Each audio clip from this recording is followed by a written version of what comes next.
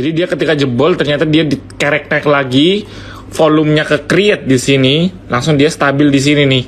Jadi kalau teman-teman mau masuk, menurut saya cicil beli nggak apa-apa, karena kalau misalkan dia tiba-tiba naik, Antam tuh bisa naiknya tuh signifikan nih. No, teman-teman lihat nih, naiknya signifikan, bahkan in term of jangka pendeknya pun dia naiknya juga cepat.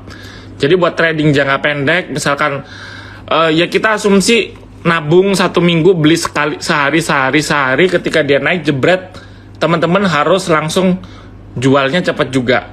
Itu untuk Antam ya, karena menurut saya buat akumulasi beli oke lah. Kalau misalkan baru strateginya ya, saya masuknya mungkin 30% dari total dana di angka 1950 deh. Nanti kita kalau dia ternyata turun, saya nambah beli lagi di 1800 sama di 1700 gitu. Itu untuk Antam.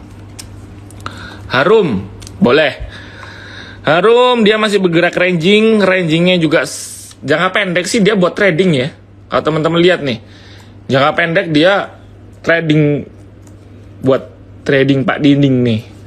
Trading naiknya fluktuasi harganya itu kemana-mana nih. Dan sekarang ketika dia ranging di area 1705 1700, dia lebih banyak potensi turunnya sih kalau kata saya.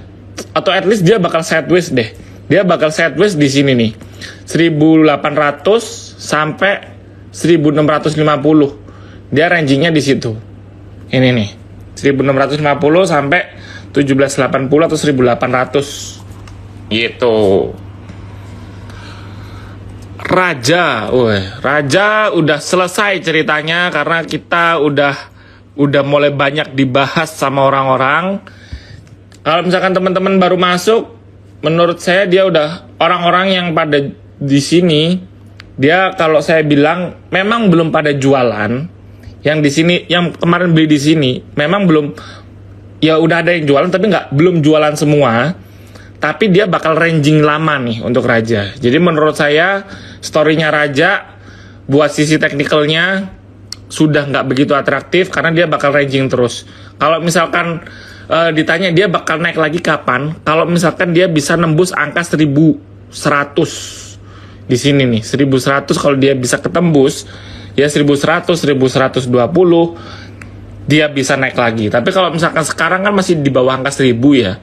Jadi menurut saya dia bakal bergeraknya ranging terus. Dan kalau teman-teman perhatikan dari pergerakan MA20-nya yang grafik warna hijau ini, dia sudah ada di bawahnya MA20. Jadi sudah harusnya ya kalau kita mengasumsikan ini adalah analisis teknikalnya, dia berarti udah berpotensi untuk bergerak downtrend kayak gitu. Jadi story-nya udah habis, teman-teman, waktunya kita buat move on gitu. Saya nggak bilang udah selesai ya. Tadi saya mention orang yang beli di sini memang belum jualan, tapi kayaknya karena udah banyak investor retail masuk, pasti dia bakal didiemin dulu, bakal lama nih diemnya gitu. Jadi ibaratnya teman-teman mau kuat-kuatan nggak nunggu sampai 3 bulan, 4 bulan baru pada gerak lagi. Tapi kalau saya pribadi sih, karena kan kita tradingnya cepat ya, trading jangka pendek aja, lebih baik kita move on aja dulu gitu. Iya benar, Raja rehat dulu ngisi bensin. Saratoga itu dari kemarin saya ngeliatin si Saratoga, karena dia pelan-pelan ini dia berpotensi berbalik arah loh. Dia tuh pelan-pelan, nah saya gambar jelek-jelekan aja dia udah mulai stabil nih. Dan kalau teman-teman lihat dari garis MA20-nya, dia kan sudah mulai ada di atas MA20 nih. Jadi ya buat MA20-nya ini bisa dibuat sebagai acuan supportnya. Kalau misalkan dia 3 hari atau 4 hari ada di bawah MA20, berarti waktunya buang. Tapi kalau misalkan cuma 1 hari atau 2 hari dia nyerempet MA20, dia masih bisa bergerak uptrend. Menurut saya Saratoga masih oke. Kalau kita lihat dari pergerakannya kan ini harga low-nya ya. Ini dia ngebentuk higher low, dan bahkan dia ngebentuk higher high. Jadi patternnya itu secara secara teknikal itu udah oke banget. Dia ngebentuk higher low, di sini higher high gitu. Jadi Saratoga menurut saya lumayan oke untuk teman-teman coba koleksi, tapi model strateginya Saratoga ini lebih enak kita investing ya. Jadi nggak bisa ngeliatin setiap hari, karena memang pergerakan harga sahamnya kan kecenderungan nggak sefluktuatif saham-saham lain. Tapi pelan tapi pasti untuk Saratoga ini gitu. Dewa, wah boleh nih. Dewa dia Dewa tuh masih banyak yang trading. Kalau saya lihat orang-orang investor retail, bahkan beberapa fund manager, tapi fund manajernya pakai duitnya sendiri ya. Jadi saham Dewa ini masih cukup banyak diminati buat trading sama investor ya. Karena flow-nya juga masih ada. Teman-teman kalau misalkan mau masuk masih boleh. Kalau ditanya belinya di harga berapa, kalau misalkan ada yang belum masuk ya. Kan hari ini tutupan 85. Saya sih mending beli di dekat supportnya aja nih. Di 80 atau 79, 78. Nanti kita ngikutin rally-nya naik. Batas supportnya ini dia ada di 77 sama 69 nih. Kalau kita lihat dari teknikalnya. Jadi kalau misalkan teman-teman mau masuk Dewa, nggak apa-apa. Karena saham-saham gini sama kayak bumi ya. Sky is the limit. Jadi nggak ada resistennya udahan. Jadi resistennya topnya itu nggak bakal kelihatan, karena dia juga adalah saham yang baru bangkit dari kubur. Sama kayak bumi ya. Kita bahas dikit ya bumi. Bumi juga sama nih. Bumi itu sky is the limit, karena udah teman-teman lihat udah nggak bisa kita ngelihat pakai pakai historical price, karena udah nggak ada. Bisanya mungkin pakai ini nih, pakai Fibonacci extension. Nah, pakai gini.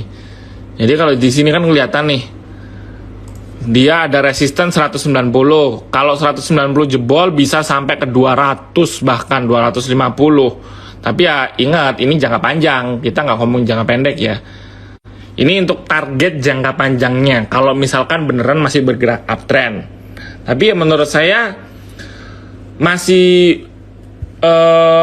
oke lah kalau misalkan teman-teman masih mau coba trading bumi, mau belajar trading bumi masih oke. Kalau ditanya masuknya di berapa, antri aja kan hari ini tutupan 169 ya.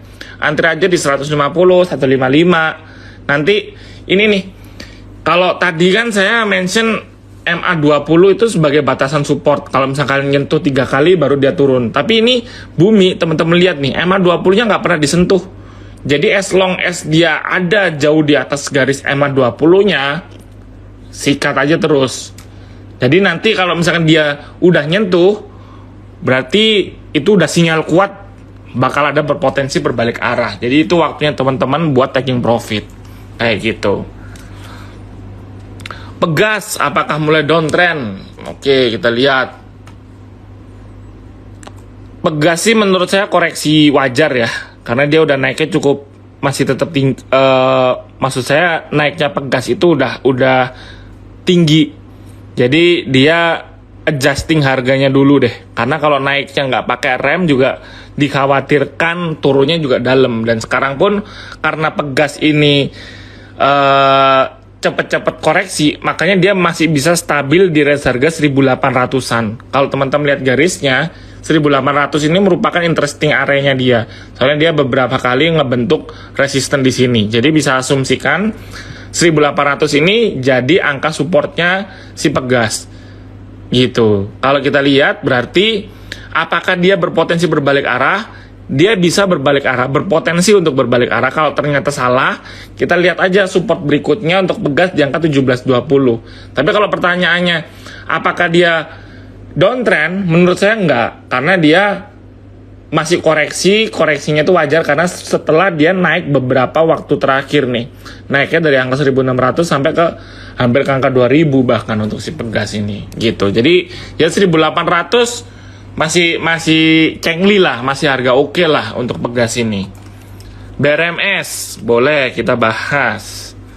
Bumi Resources. Jadi ini merupakan Bumi Chip, bukan Blue Chip ya, tapi Bumi Chip.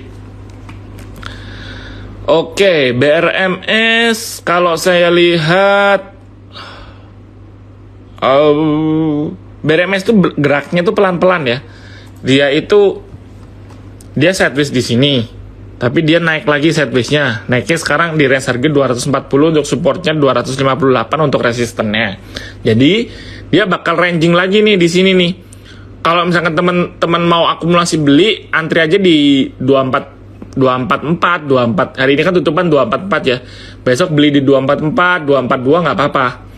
Karena menurut saya BRMS ini dia pergerakannya masih sustain ya, masih stabil untuk dia bergerak uptrend juga masih berpotensi, masih ada di atas angka MA20-nya juga. Walaupun secara volume dia nggak begitu banyak ya, gitu. Tapi masih oke lah kalau teman-teman mau coba trading di BRMS. Era Jaya, udah lama loh saya nggak ngelihat Era nih. Era, wah jebol ya ternyata. Era. Wah, jelek sih Era. Saya nggak berani rekomendasi masuk sih ini. Lebih baik kalau kayak Era itu kan gini ya. Saya mengasumsikan diri saya adalah seorang investor retail yang dimana saya punya grup-grup Instagram, grup-grup WhatsApp atau grup-grup Telegram yang ngomongin tentang saham, dimana juga udah nggak ada yang ngebahas tentang Era, tapi kok tiba-tiba harganya bisa turun jebol banyak. Berarti ini kan ada orang tiba-tiba jualan banyak nih yang masuk, berarti yang jualan ini bukan investor retail nih. Saya nggak begitu tahu ya story-nya Era, mungkin nanti saya ya teman-teman coba lihat beritanya deh. Saya nggak ada berita terbaru ya dari Era ini, tapi karena balik lagi saya mention tadi nggak ada investor retail yang trading di Era belakangan ini, udah bahkan udah setengah tahun terakhir kayaknya nggak ada yang masuk di Era, dan tiba-tiba orang ada buangan besar. Berarti yang ngebuang itu udah punya Era dari harga lama dan ngeliat kayaknya story-nya jelek. Makanya dia turun. Kalau ditanya turunnya sampai ke berapa, gelap sih ini. Bisa turun dalam sih ini. Jadi penurunan ini menurut saya adalah penurunan awal dan dia masih bisa berpotensi untuk turun dalam lagi. Menurut saya jangan masuk ke Era dijadiin blacklist dulu. Gitu.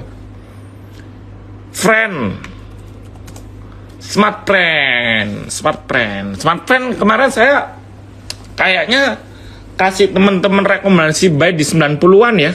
Ketika dia di bawah 100 udah mulai boleh cicil beli. Tapi kalau misalkan seminggu yang lalu kalau nggak salah saya bilang kalau nggak berani masuk di 90-an antriin di 80, tapi 80 agaknya masih jauh. Jadi kalau teman-teman mau coba akumulasi beli di range harga 90-an aja.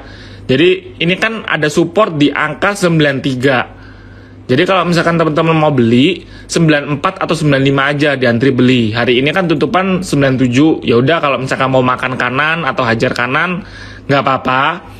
Tapi jangan makan semua. Maksud saya jangan dihabisin nih dana teman-teman. Kalau misalkan mau masuk hajar kanan mau di HK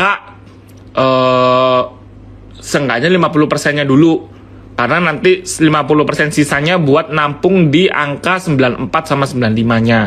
Kalau ternyata tiba-tiba 93-nya jebol, ya udah cut loss dulu, baru akumulasi beli lagi di angka 80-an. Tapi kalau saya sih bilangnya friend ini masih berpotensi bakal ranging.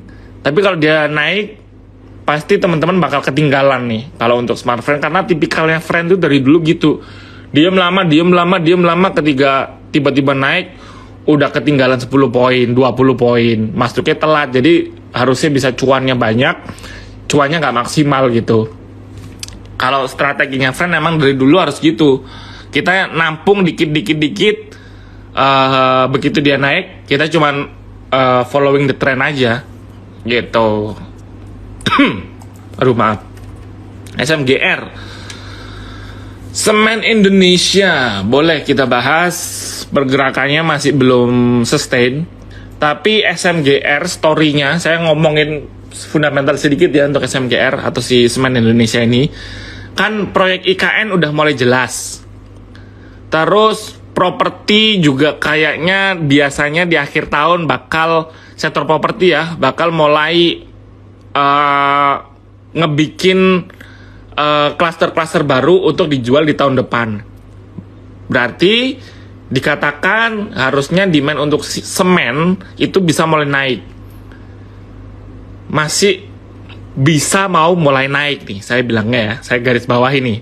Masih bisa mulai naik dengan asumsi proyek IKN udah mulai jalan, udah ketahuan yang dapat siapa. Kemarin udah kita bahas, saya udah ngomong panjang lebar sama Teresia ngomongin konstruksi. Sama properti juga biasanya ketika dekat-dekat akhir tahun dia mulai ngegarap klaster untuk dijual buat tahun depan. Berarti harusnya demand untuk semen itu bisa mulai pick up naik nih. Jadi kalau teman-teman mau coba analisis ala-ala ala-ala fundamental, kita ngelihat aja nih laporan penjualan semen gimana. Kan kemarin saya lihat data terakhir penjualan semen itu masih jelek ya, masih nggak begitu bagus. Tapi itu tadi jelek, berarti kan udah bisa dikatakan udah jadi bottom nih. Bisa nggak dia keep up naik? Nah, kalau misalkan bisa, itu story yang cukup menarik buat SMGR untuk dia bisa bergerak rebound naik gitu. Itu tadi untuk SMGR. Terus kapal-kapalan, SMGR sekarang SMDR. Nah, SMDR masih turun pelan-pelan ya, kayak tangga ini turunnya ini. Pelan-pelan. Tapi hari beberapa waktu kemarin dia baru rebound ya. Dari sini. Saya sih kalau mau masuk lebih enak kalau misalkan dia udah konfirmasi naik sih. Kalau SMDR saya lebih suka, ya bukan lebih suka, saya lebih nyaman nggak apa-apa telat dikit ketimbang saya keduluan turunnya gitu. Jadi lebih baik kalau udah kayak gini nih, misalkan kita ekspektasi dia turun tapi udah udah telat 3 hari atau 4 hari, ya udah nggak apa-apa, masuk aja. Kita masih dapat bisa potensi naiknya ketimbang kita masuk yang sekarang masih belum ada potensi untuk dia bergerak naik. Jadi mending tunggu dulu. Ya at least kalau kayak gini enaknya 4, ya 3 atau 4 atau lebih hamanya ada 5 candle warna hijau berturut-turut, dia baru beneran konfirmasi naik. Kalau ini kan cuman 2 naik, habis itu turun lagi. Ini 1 hijau, turun lagi. 2 candle hijau, turun lagi. Ya at least 3 atau 4 lah. Kalau misalkan udah ada 3 candle hijau di hari keempatnya, kita lihat nih, hijau lagi nggak? Kalau hijau lagi, langsung masuk. HK nggak apa-apa. Dia masih berpotensi untuk bergerak naik. Kayak gitu.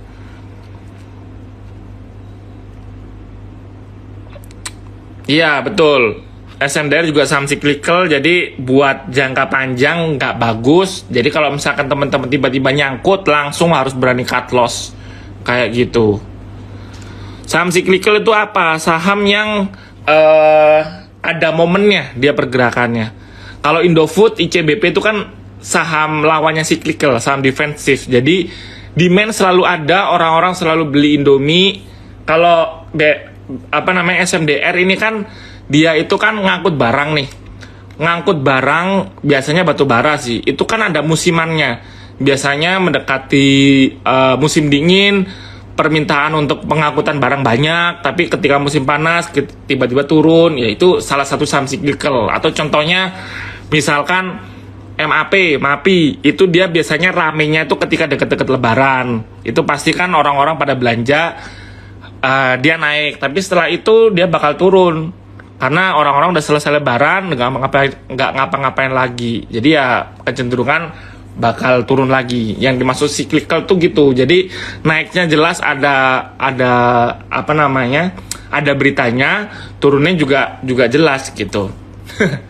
Jadi ya saya ingatkan kalau kita live-nya itu selalu jam 8 sampai jam 9. Karena ya masa saya ngoceh 1 jam sendiri. Kalau misalkan ada temannya kayak kemarin enak, ada Teresia, saya ngobrolnya berdua. Kalau sekarang kan saya ngoceh-ngoceh sendiri, capek bos. Jadi ya mungkin thank you semuanya. Kita ketemu lagi di waktu yang sama, bahas tentang technical seru di hari Jumat malam ya berarti ya. Oke, thank you semuanya, see you.